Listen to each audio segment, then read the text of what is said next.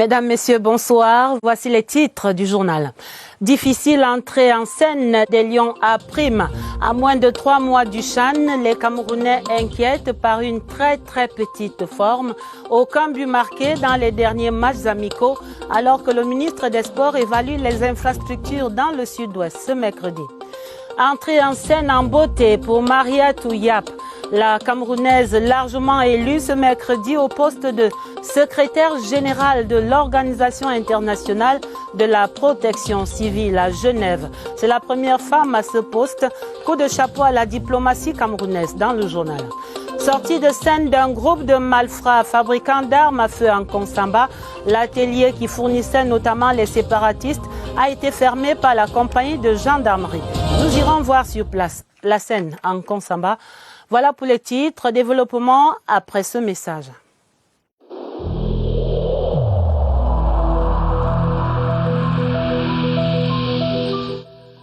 Le port du masque dans l'espace public restera obligatoire jusqu'à nouvel ordre.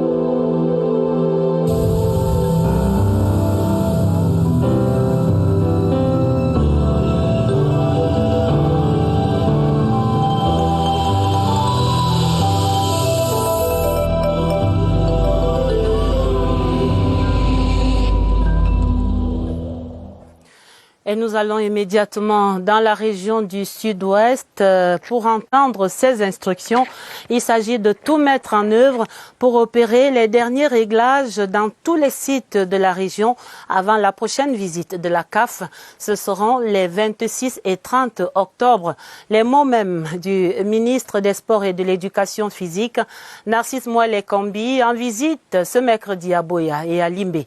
Dans sa suite, le vice-président du COCAN, le président de la FECAFOOT, Seydou Mbombo Njoya, le conseiller spécial Issa Hayatou et le gouverneur Bernard Okalia Bilaï. Les premiers constats sur les 5 stades, la pelouse est à refaire et le démantèlement du centre Covid-19 est en cours au Middle Farm Stadium à Limbé. Tout cela dans ce reportage de Roger Samakiporo en détail.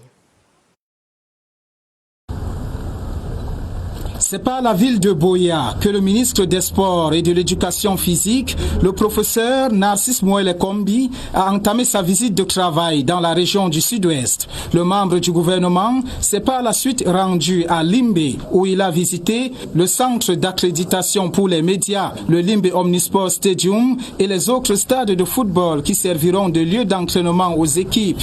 Au cours d'une réunion d'évaluation, le ministre des Sports et de l'Éducation physique a rappelé aux membres du comité local d'organisation du CHAN que le défi d'assurer le succès de cet événement sportif est une préoccupation constante. Que tous ces partenaires, ces parties prenantes soient et restent mobilisés en permanence afin que le site, la poule de Limbé, Boya puisse offrir les meilleures conditions pour une bonne organisation et un accueil réussi de cette importante compétition. Dans la délégation que conduit le ministre Narcisse Moelle Kombi se trouve entre autres le président de la FECAFOOT, Seydou Mbombo Njoya, et le président du conseil d'administration de l'Académie nationale de football, Issa Hayatou. Et pour le moment, les Lions A prime, principaux acteurs de ce CHAN 2021 qui se prépare activement. Les Lions A prime semblent encore mal réveillés après 3 matchs sans le moindre but. Le sursaut devient de plus en plus urgent. Germain Noël Essengue. La double confrontation Cameroun-Soudan du Sud a laissé voir une équipe camerounaise en panne de solutions offensives. Trouver des garçons qui sont capables de faire la différence à chaque situation de jeu, impliquer l'aspect mental. Il faut que les garçons soient hyper motivés, qui n'aient plus peur de rien. Un système offensif qui ne bénéficie pas d'une situation d'élaboration du jeu à partir de la base arrière. La recherche des chefs d'orchestre dans l'entrejeu fait partie des clés. Un seul garçon sort du lot sur le plan technique individuel, c'est le jeune Yaya. On a besoin de ce genre de garçons qui peuvent à tout moment surprendre par leur génie individuel. Il n'y a pas de véritable porteur dans des ballons qui puisse être celui qui donne un peu le tempo au niveau du jeu et qui peut le réguler. La ligne défensive doit être source de profondeur dans le jeu. Partir avec le ballon de la base arrière en phase d'élaboration, transiter par le milieu qui est une zone intermédiaire, retrouver des attaquants qui sont en position de pouvoir finir les actions. Il faut répéter ces oppositions, mais beaucoup plus avec les équipes extérieures qui viendront avec un autre état d'esprit, qui voudraient aussi, comme c'est le Cameroun, véritablement nous mettre en difficulté. Et ça peut permettre à nos garçons de multiplier des situations de jeu qu'on peut corriger aux entraînements. 90 jours nous séparent de l'événement. Un temps suffisant pour bien huiler la machine. En tout cas, l'espoir pour relancer cette machine plutôt grippée repose maintenant sur la reprise du championnat de football Ligue 1 et 2, démarrage annoncé pour le 31 octobre. Regard prospectif avec Joseph Gouet à Manding. La date est connue. Ce 31 octobre 2020, les footballeurs retrouvent les stades après plus de 6 mois d'inactivité. Au regard des enjeux à venir, la Ligue de football professionnel lance la nouvelle saison. C'est une prescription du gouvernement de la République. Nous travaillons pour que cette prescription soit respectée par la Ligue de football professionnel du Cameroun. Il y a une date déjà, ça nous permet d'avoir une visibilité par rapport à l'avenir. Une avancée considérable lorsqu'on sait que les joueurs de football ont besoin de ce championnat pour leur mise à jour en rapport aux rendez-vous internationaux. Il faut absolument que les acteurs puissent retrouver le terrain. Par la suite, les joueurs pourront véritablement pouvoir s'exprimer sur le terrain et démontrer ce qu'ils ont gardé dans les gens. Pour démarrer un championnat, il faut un calendrier. Pour le calendrier du championnat, un groupe d'experts y travaille à la LFPC. Nous sommes en train de finaliser le calendrier. Notre commission a proposé au bureau du conseil d'administration de la Ligue une formule à poule unique. Aller-retour, il y a New Star qui revient. On va tout faire pour que le football camerounais reparte comme il était avant et même au-delà. Ce 31 octobre 2020, il sera temps pour que le football quitte enfin les bureaux pour retrouver les pelouses des stades. Et pour ce qui concerne la visite sur le terrain et l'évaluation des sites par le ministre des Sports et de l'Éducation physique, Narcisse Mouele-Kombi sera demain jeudi à Douala sur le stade Mbappé-Lépé. Parlons d'autres choses à présent et je vous l'annonçais en titre, les bons points de la diplomatie camerounaise. Yaoundé qui remporte une bataille décisive ce mercredi à Genève avec l'élection de Madame Yap Mariatou au poste de secrétaire générale de l'Organisation internationale de la protection civile. La candidate du Cameroun qui a battu son adversaire libanais par 30 voix contre 23. Elle est ainsi la première femme à accéder à ce poste. Et il faut le dire, Cocorico, et c'est la marque personnelle du chef de la diplomatie camerounaise, le président Paul Biya. Séverin Legambele. C'est la deuxième victoire diplomatique que le Cameroun met à son actif en l'espace de quelques jours. Madame Mariatou Yap, actuelle directeur de la protection civile au ministère de l'administration territoriale, dont la candidature a été proposée, puis soutenue par l'État du Cameroun, a fait honneur à notre pays en remportant l'élection au poste de secrétaire général de l'Organisation internationale de la protection civile. Cela ne s'est pas passé comme une lettre à la poste. Il a fallu un deuxième tour de scrutin au cours de la 24e session de l'OIPC qui s'est tenue ce mercredi pour départir les deux candidats. 30 voix pour le Cameroun, 23 pour le candidat du Liban et une abstention. C'est la victoire du chef de l'État, son Excellence Paul Biya, parce que c'est lui qui a cru en moi et qui m'a proposé à ce poste comme candidate. Il m'a donné tous les moyens pour faire ma campagne. La victoire du Cameroun intervient après une action concertée du gouvernement et surtout de la mission permanente du Cameroun auprès de l'Office des Nations Unies à Genève. Il reste à la nouvelle secrétaire générale de mettre en œuvre le plan d'action qu'il a proposé aux 59 États membres de l'OIPC, un plan qui tient à la réforme et à la dynamisation de l'organisation. Cela s'appelle soigner le mal à la racine. La compagnie de gendarmerie du Mungo Nord en Konsamba vient de démanteler un atelier de fabrication et de réparation des armes de type calibre 12, des armes généralement destinées aux combattants séparatistes dans les deux régions du nord-ouest et du sud-ouest. Le constat du préfet du Mungo sur le terrain en Konsamba, c'est dans ce reportage de Joseph Itote. Tout est parti d'un renseignement prévisionnel. Le propriétaire de cet atelier a été filé pendant plusieurs jours par les gendarmes. Le week-end dernier, il a séjourné à Limbé dans la région du Sud-Ouest. De retour en début de cette semaine, il a immédiatement été interpellé. Son exploitation permettra de mettre la main sur un adjudant-chef à la retraite qui a d'ailleurs essayé de corrompre le commandant de compagnie du Mungo Nord, moyennant une forte somme d'argent. En outre, l'exploitation de leurs différents téléphones débouchera sur des voices envoyés via WhatsApp et des transferts de fonds en provenance de Londres, en Grande-Bretagne. Le présumé a été pris rentrant d'une livraison à Limbé, où il venait de fournir des armes de fabrication artisanale à des groupuscules terroristes. La victoire sur le terrorisme va passer par la synergie des forces entre les éléments de force, de défense et de sécurité et la population. Des calibres 12 à 5 coups automatiques, des barres métalliques et des porte-tout et une jumelle militaire, entre autres, ont été retrouvés dans le dit atelier. Ouvrons le dossier du 20h30 pour mieux saisir les contours de cette taxation qui est annoncée dès demain 15 octobre. Taxation sur les téléphones portables et autres tablettes numériques. L'opération entre donc en vigueur dans 24 heures. Elle est menée conjointement, on le sait maintenant, par les douanes camerounaises et les compagnies de téléphonie mobile pour un objectif annuel de 40 milliards pour les caisses de l'État. Cyril Kingembepe explique ici ce qui va changer dès demain pour vous, usagers des téléphones portables neufs. Les téléphones, tablettes et modems en service au Cameroun avant le 30 septembre sont tous dédouanés. Ceux à qui, après cette date, enclenche le mouvement de la plateforme numérique. À partir donc, du 15 octobre, tous ceux qui vont se connecter pour une première fois recevront donc simplement un message qui indiquera le statut de leur téléphone. Une fois la taxe exigée réglée, l'acquéreur est informé. La plateforme qui gère le prélèvement automatique viendra à chaque fois pensionner juste un certain montant. Cela pourra durer 1 an, 2 ans, c'est un paiement échelonné. Il y aura un message final qui indiquera que ce téléphone est désormais dédouané. Ce déplacement de frontières n'est pas synonyme de nouvelle imposition. Entre 2001 et 2005, l'administration des douanes recevait en moyenne 13 milliards de francs CFA par an.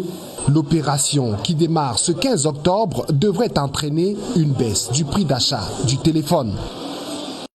Prélèvement échelonné, prélèvement dans nos téléphones portables, tout cela annonce en tout cas quelques augures douloureuses.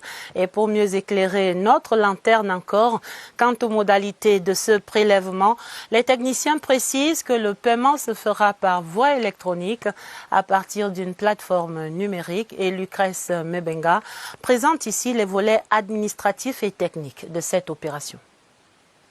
3 grands acteurs interviennent dans la phase administrative et technique de ce paiement électronique des droits et taxes de douane sur les téléphones et terminaux téléphoniques. D'abord, le ministère des Postes et Télécommunications. Il assure la tutelle et la maintenance de la plateforme de collecte à travers son mandataire qu'est la start-up Arintech. Cette plateforme est un dispositif institutionnel numérique interconnecté avec les serveurs et les systèmes de réseau du deuxième niveau d'intervenants de la chaîne que sont les opérateurs de téléphonie mobile. Et c'est ici que tout se joue. À l'instant où un téléphone se connecte à l'un des réseaux de téléphonie, la plateforme le détecte et l'identifie à travers son email supposé être unique. La détection faite, la plateforme traite l'information, puis définit le modèle de téléphone et les frais à payer. Et enfin, renvoie l'information à l'opérateur concerné. Cet opérateur se charge dès lors de la collecte et du reversement des droits et taxes auprès de l'administration douanière, 3e niveau d'acteur de cette chaîne.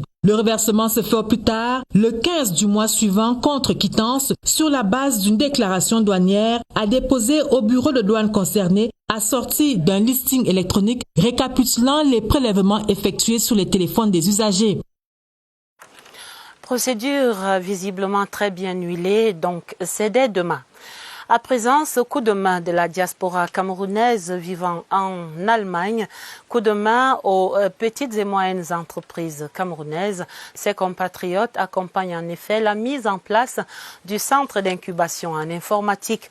Le projet était inauguré ce mercredi par le ministre des PME, Achille Basilekin III, qui était accompagné par de nombreux autres membres du gouvernement. L'intérêt de ce projet, c'est dans ce reportage de Alvin Giselze. Se former au Cameroun et avoir une expérience internationale, la diaspora positive y croit fermement. À travers la mise en place des centres d'innovation technologique, pédagogique et industrielle, va nous permettre donc de développer des technologies, de les adapter à nos contextes dans les domaines comme la santé, l'urbanisation, l'énergie. Les produits issus de ce bassin d'incubation en technologie digitale de pointe font déjà preuve d'ingéniosité créative. Le gouvernement salue l'émulation et s'engage à soutenir le projet. Nous sommes tous mobilisés pour que le socle à travers lequel notre pays va pouvoir répondre à ces défis actuels et aux défis du futur, que le gouvernement est attelé à la réalisation de ces objectifs. J'irai à la rencontre de tous ces jeunes qui détiennent un savoir-faire de qualité, qui soient capables donc de promouvoir le développement. Un vaste programme de formation qui bénéficie de l'appui du partenariat international et national. Parlons politique et du contentieux préélectoral pour les régionales du 6 décembre 2020 qui est en cours à travers le territoire national. Le tribunal administratif du centre a rendu son verdict ce mercredi ici à Yaoundé. Décision, les 10 recours introduits par les partis politiques et par les représentants du commandement traditionnel ont tous été rejetés. Audience publique menée par le président Alexandre Mbo Anaba est racontée ici par Nicole Dodo. Débat contradictoire houleux entre partis politiques, mandataires et Elections Cameroun devant le tribunal administratif du centre ce 14 octobre 2020. Les 10 demandeurs ayant introduit des recours rentrent bredouille après le verdict. Rejet de la requête de Sieur Ndi Amougou Isidore de l'UPC pour la réhabilitation de la liste de l'Union des populations du Cameroun dans le Nyon Esso. Même sort réservé au recours de Sieur Tam de Pierre. Il a été à l'UPC comme professeur Charlie Gabriel Mbok.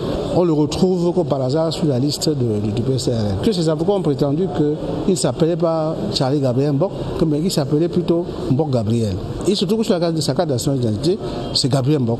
Nous disons au tribunal qu'il y a une question, qu'on appelle ça en droit une question préjudicielle d'identité. L'annulation des résolutions de l'ECAM du 2 octobre 2020 portant rejet des listes des candidats pour la catégorie des délégués départementaux demandée par Bapolipod de l'UPC a été déclarée irrecevable par le tribunal. La suite de ces verdicts demain dans nos différentes éditions. Allons dans le sud pour parler du PADIJA, le programme de promotion du développement local et d'amélioration du bien-être social qui est en conclave depuis lundi à Moyomosala dans le Djaïlobo.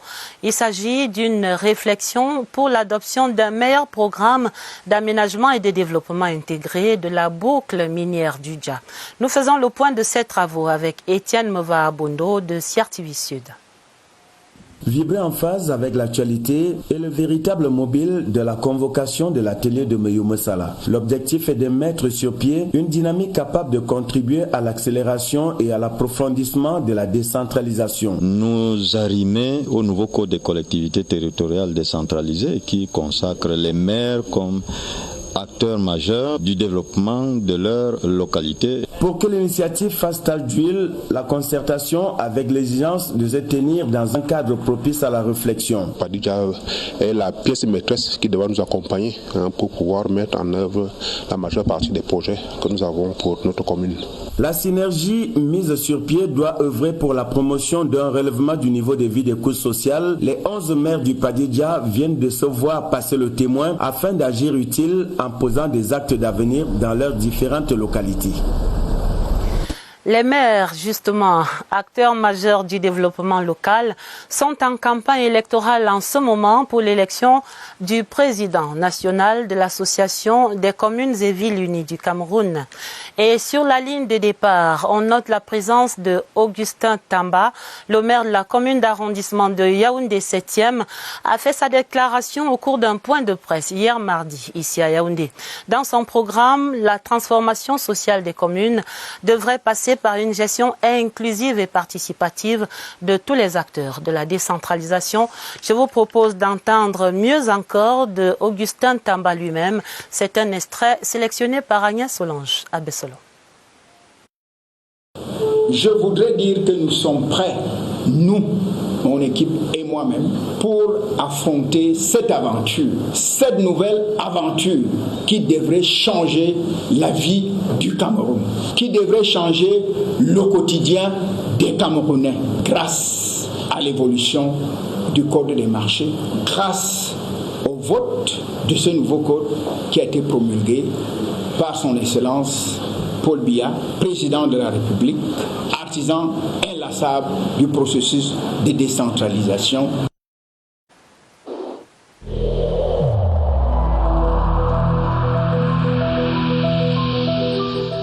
N'oublions pas que la négligence d'une seule personne peut nuire gravement à l'ensemble de la communauté.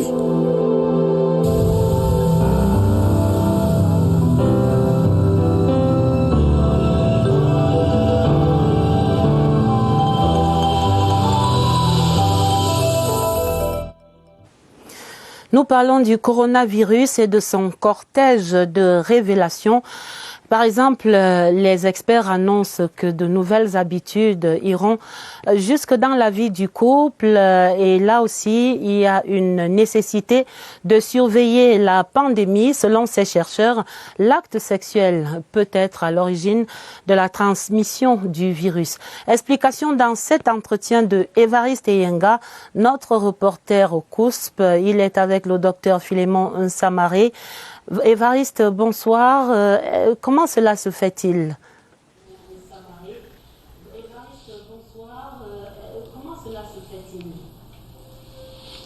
Très bonne question, Adèle. Ce coronavirus Covid-19, décidément, qui ne respecte aucune frontière, qui ne s'arrête pas, même au pas des ménages, encore moins, il s'immisce entre les couples. Et cette fois-ci, vous l'avez relevé, l'acte sexuel pourrait être compromettant pour deux conjoints. Par exemple, on en parle avec le docteur Philémon, c'est Marie.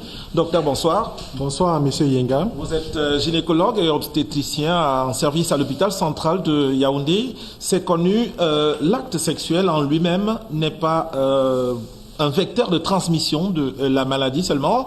Au cours de cet instant de plaisir, il est possible que les conjoints soient compromis. Comment? L'instant des rapports sexuels demande à toucher, à embrasser son partenaire, et toute cette méthode consiste à la transmission. Ils font des moyens de transmission du virus vers notre partenaire. Est-ce donc, si l'on prenait le cas par exemple d'un couple, est-ce à penser que on devrait s'abstenir ou alors il faudrait un test de l'un et de l'autre avant ou attendre carrément la fin de la pandémie avant de recommencer l'activité sexuelle? Pas forcément attendre la fin de la pandémie. C'est une activité à mettre en veille lorsque on est testé positif. Mais lorsque on a pris le traitement et un dépistage de contrôle fait et qui révèle négatif, on peut continuer avec les activités sexuelles. Et si d'aventure il y a, deux personnes ensemble qui ignorent le statut, comment ils y vont? Bon, d'abord, ils doivent d'abord se faire dépister. Si ils sont dépistés et on trouve que l'une ou de l'autre est positive, ils doivent d'abord ce confinement. Ils doivent être en confinement. Et c'est à partir du traitement. Et dès qu'ils ont reçu le traitement, un contrôle de dépistage qui confirme qu'ils sont négatifs, ils peuvent déjà reprendre leur activité sexuelle. Docteur Philémon, merci pour ces contributions. Je rappelle que vous représentiez ici le professeur Mbou dans le cadre de la gynécologie, à elle dédiée les mercredis. On a appris autre chose ce mercredi, Adèle. Voilà, dépistage avant tout acte sexuel, même en couple. À vous le plateau. Merci Évariste, merci à votre expert. On va dire vivement l'éradication de ce virus décidément par trop envahisseur. La suite du journal, et c'est la suite de notre feuilleton, un mot de questions-réponses sur l'absence de certains livres scolaires en librairie jusqu'à ce deuxième mercredi de rentrée. Par exemple, les livres de mathématiques, des livres importants pour les classes de première et terminale qui restent introuvables. Comment donc élèves et enseignants s'organisent-ils sans ces précieux supports pédagogiques? C'est le sujet dans ce cœur d'enquête de Barbara Padjama. Ces livres qui manquent à l'appel sont ceux qui sont fabriqués loin des usines implantées sur le sol camerounais. Les séries scientifiques sont les plus affectées. Pour ne pas accuser de retard, les enseignants sont préparés. Nous avons ce qu'on appelle livre-programme, qui est un livre produit par les inspecteurs qui donne en détail ce qui doit être fait dans la classe. Le manuel scolaire n'est qu'un document pédagogique du programme annuel. Et depuis l'avènement de la méthode d'approche par compétences, les profs remuent les méninges pour proposer des devoirs tous les jours après chaque leçon. Nous concevons nous-mêmes pour prendre un exercice d'APO qui est l'ancien système et on essaie de le façonner pour le rendre. C'est après la classe que les élèves notent des difficultés à faire leurs devoirs. Lorsque j'arrive à la maison, des fois je suis perdu, je demande l'aide à mes grands frères ou je passe sur Internet si ce n'est pas disponible, mais c'est les anciens supports de mes aînés. L'absence de certains livres au programme amène enseignants et élèves à fouiner dans de vieilles annales pour rester à la ligne. Éducation encore et l'harmonie parfaite entre l'IFTIC Sup et sa tutelle. Il s'agit de l'université de Douala. Le recteur, le professeur Magloire Ondoa, a exprimé sa satisfaction sur cette collaboration hier mardi au cours d'une visite de travail sur le campus de Nkolanga. Il a également promis l'appui de l'État à l'IFTIC Sup et à son promoteur Armand Claude Abanda. Marlise Mbarga Omo. Une escale pas comme les autres effectuée à l'IFTIC supérieur par le recteur de l'université de Douala pour passer en revue les coins et recoins de cette institution supérieure privée. Les enseignements dispensés comblent les attentes de l'eau du jour qui tient à le faire savoir et promet le soutien total de l'université de Douala à l'IFTIC Sup. C'est donc un institut en plein épanouissement, en plein développement qui demande un coup de pouce de la tutelle. Et ce coup de pouce lui sera accordé franchement. La descente du recteur de l'université de Douala est venue ainsi galvaniser le staff managériel de l'IFTIC supérieur, coiffé par son promoteur Armand Claude Abanda. L'IFTIC Sup a été très honoré aujourd'hui d'accueillir le recteur qui vient davantage rassurer nos étudiants. Une visite de travail qui n'entrave en rien les soutenances des travaux de fin de formation dans une ambiance de satisfaction totale. L'entreprise Global Investment Trading qui fait d'autres heureux gagnants, elle s'appelle Madame Claudine Manga et elle est la nouvelle coach du système de crypto-monnaie dénommé Lieb Limal. Elle a récemment reçu son véhicule Toyota Prado et $36 000 limo. La présentation de l'événement à Douala, Rufin Kacham. Dans le marketing de réseau, l'accession à la dignité de coach dans la galaxie Liblimal est le couronnement du parcours d'un membre qui a produit un chiffre d'affaires en équipe de $3 600 000 limo et à titre personnel de $1 80 000 limo. Tout ceci en investissant dans la crypto-monnaie sécurisée par la plateforme numérique Liblimal. 2 ans seulement après s'être lancé dans cette aventure, Claudine Manga est récompensée pour ses placements dans cette entreprise d'investissement numérique. Deuxième femme élevée au grade de coach, elle reçoit comme prime pour ses efforts un team bonus de $36 000 limo et cette Prado VXR 2020. Oh là là, c'est vraiment, je dirais, je n'en reviens pas. Voilà, ça c'est d'abord, c'est comme un rêve. Voilà, très surprise. Je suis un peu, je dirais, entrepreneur quand même dans le sang plus ou moins. Donc quand on me présente ça, c'est vraiment une opportunité et je me lance. La célébration de cette crypto-millionnaire est un indicateur fort pour la société GIT, Global Investment Trading, qui traduit la fiabilité de son produit Lieblimal. Lieblimal, c'est une plateforme qui a été pensée, qui a été réfléchie, qui a été, n'est-ce pas, cadrée au niveau de tous les Africains et même les Européens. 10% des chefs d'entreprise nous ont déjà reçus par rapport à ça et les résultats ne peuvent que suivre. Nous avons 5 Platinum qui ont, 5 coachs autant pour moi, qui nous ont écoutés, qui ont cru au projet depuis le premier jour, parce que c'était un secteur méconnu. Mais je vous assure, dans les années qui arrivent, on ne va plus attendre 2 ans pour avoir un coach. Chaque après peut-être 4, 5, 6 mois, on aura un coach. Cette cérémonie, première du genre dans la cité économique, devrait être suivie de beaucoup d'autres, car des véhicules et bonus sont en attente de prochains coachs. Il suffit juste de créer son compte Lieblimal et de choisir son pack d'investissement d'un montant minimal de $100. Le rêve pour mettre un terme en beauté à ce 20h30. Un journal préparé avec la collaboration de Irène Njanafuda et de Augusta Ngononga. Un autre journal vous sera présenté à minuit par Gilbert Ongene et Georges Marcel Messila. Retrouvez immédiatement après le 20h30 le magazine des hommes et des vies. Et pour nous quitter, d'autres conseils anti-Covid. Très belle soirée sur la CRTV. À demain, 20h30.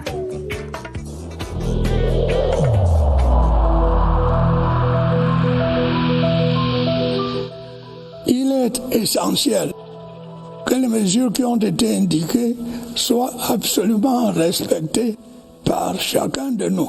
Lavez-vous régulièrement les mains à l'eau et au savon ou à l'aide d'un gel hydroalcoolique. Restez à au moins 1 mètre de distance des autres personnes, surtout si elles toussent, éternuent ou ont de la fièvre. Si vous avez de la fièvre, de la toux ou des difficultés à respirer, consultez un médecin.